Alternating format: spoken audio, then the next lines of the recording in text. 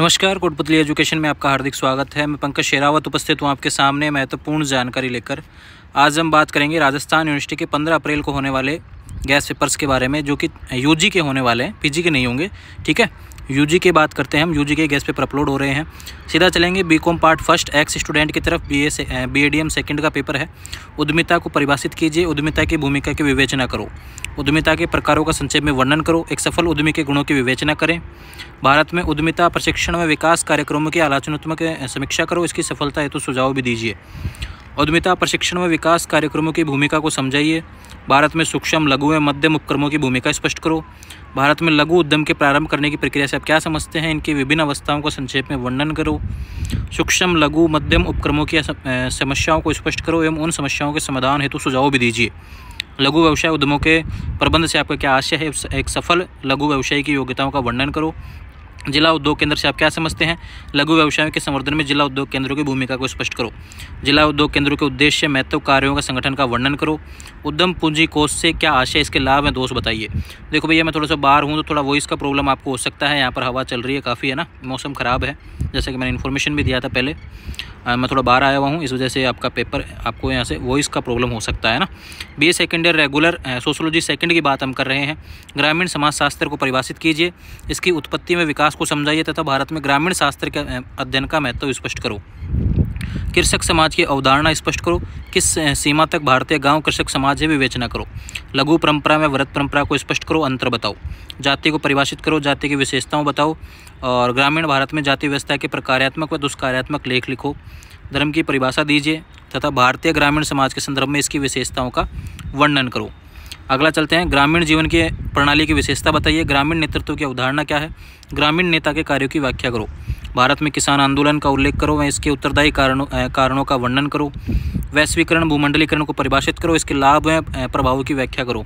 ठीक है, all the best आप सभी को। अगला क्वेश्चन है भैया, यहाँ पर पेपर है gas paper BA third year non history second का। इसके मोस्ट क्वेश्चंस हैं। हिस्ट्री का पेपर बीच में से बनता है, लेकिन मैंने कुछ क्वेश्चंस हैं जो कि मोस्ट बनाए हैं, देख लेंगे भैया इसको अच्छे तरीके से। यहाँ पर BA third year non history second की बात करते हैं। 1789 के फ्रांस की क्रांति के कारणों और परिणामों की विवेचना करो। पिछली बार भी आया था, उससे पहले भी आया था, लगातार आ रहा है, इसलिए मैं बार बार आपको यहाँ पर बता रहा हूँ इसके बारे में।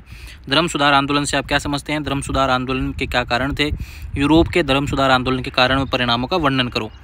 नेपोलियन बोनापार्ट के उत्थान और पतन के कारण पढ़ जाना भैया, इंपॉर्टेंट तो नहीं है लेकिन फिर भी आ सकता है ना, पिछली बार नहीं आया। प्रथम विश्व युद्ध के कारणों का वर्णन करो। जर्मनी एकीकरण में बिस्मार्क के योगदान की विवेचना करो, इंपॉर्टेंट है। द्वितीय विश्व युद्ध के कारण और परिणामों का वर्णन करो। सन 1929-30 में विश्वव्यापी आर्थिक मंदी के कारण थे। जापान के आधुनिकीकरण के कारण व परिणाम लिखो। वैश्वीकरण व नाजीवाद पर एक निबंध लिखो। और कुछ शॉर्ट क्वेश्चंस हैं। मोंटेस्क्यू, वोल्टेयर, मैजिनी, गैरिबाल्डी, फ्लाई सटल, रूसो, मार्टिन लूथर क्यों प्रसिद्ध है। अंतर्राष्ट्रीय न्यायालय, फांसीवाद, पुनर्जागरण का अर्थ, बोस्टन टी पार्टी, फेसियो, 1878 का बर्लिन सम्मेलन, 1905 का रूसी क्रांति महत्व, संयुक्त राष्ट्र संघ के 3 उद्देश्य, वॉल स्ट्रीट संकट, जॉलवरीन, तृतीय विश्व युद्ध से आप क्या समझते हैं। महाद्वीपीय प्रणाली, सन यात सेन के सिद्धांत, मैडेट पद्धति, विश्व आर्थिक मंदी के प्रकरण। तो ऑल द बेस्ट आप सभी को। ये हिस्ट्री का था भैया, बीए पार्ट थर्ड से विद्यार्थियों का। ठीक है, अगला चलते हैं BSc part second chemistry third की तरफ। कल इसी का पेपर गलत से अपलोड हो गया था, इसलिए मैंने वीडियो यहाँ पर देरी से आज आया है। हैंस का स्थिर उष्मा संकलन नियम, CPCN में संबंध, जूल थॉमसन गुणांक, उष्मागतिकी का नियम, उदासीनीकरण उष्मा, कार्य समताप, ताप के साथ अभिक्रिया, उष्मा परिवर्तन की विवेचना। ये यूनिट फर्स्ट से हैं। यूनिट सेकंड की बात करूँ, गिब्स हेल्स होल्टज समीकरण, KP में KC में संबंध, क्लोपिरोन समीकरण। और यहाँ पर उष्मागति का तृतीय नियम, स्वतः परिवर्तिता की शर्तें, एंट्रोपी क्या है, आदर्श गैसों के मिश्रण के एंट्रोपी पर टिप्पणी में 2 महत्व बताइए, है ना। और यहाँ पर यूनिट थर्ड में स्वतंत्रता की कोटि, प्रवास्ता नियम, मित स्थायी साम्य, नेनस्टर वितरण नियम, निम्नतर व उच्चतर संविलियन ताप क्या है, दोनों ताप दर्शाने वाले किसी यंत्र का वर्णन करो। हेनरी नियम और गंधक तंत्र। और यूनिट फोर्थ की बात करूँ तो यहाँ पर कोलराउस के आयनों के स्वतंत्र अभिगमन का नियम, डेबाई हकेल सिद्धांत, चालकता विधि, तुल्यांक की चालकता, विशिष्ट चालकता, तनुता का प्रभाव, अभिगमनांक को परिभाषित करो। हिटार्क विधि समझाइए, इसे प्रभावित करने वाले कारकों के बारे में बताइए। बफर विलियन, संचारण, उनके प्रकार, अतिविभक्त, विद्युत रासायनिक श्रेणी, डेनियल सेल तथा कार्य संदर्भ इलेक्ट्रोड और सांद्रता सेल, मानक इलेक्ट्रोड और नेनस्ट्रट समीकरण। ठीक है, इस तरीके से 15 अप्रैल को होने वाले राजस्थान यूनिवर्सिटी के मोस्ट क्वेश्चंस मैंने आपको बता दिए हैं। उम्मीद है अच्छे तरीके से आपने पढ़े हैं और आने वाले समय में पढ़ाई और इनको भी देख के कर लेंगे। जुड़े रहेंगे चैनल के साथ, चैनल को सब्सक्राइब करें। थैंक यू एंड ज़्यादा से ज़्यादा विद्यार्थियों तक शेयर करें। Thank you.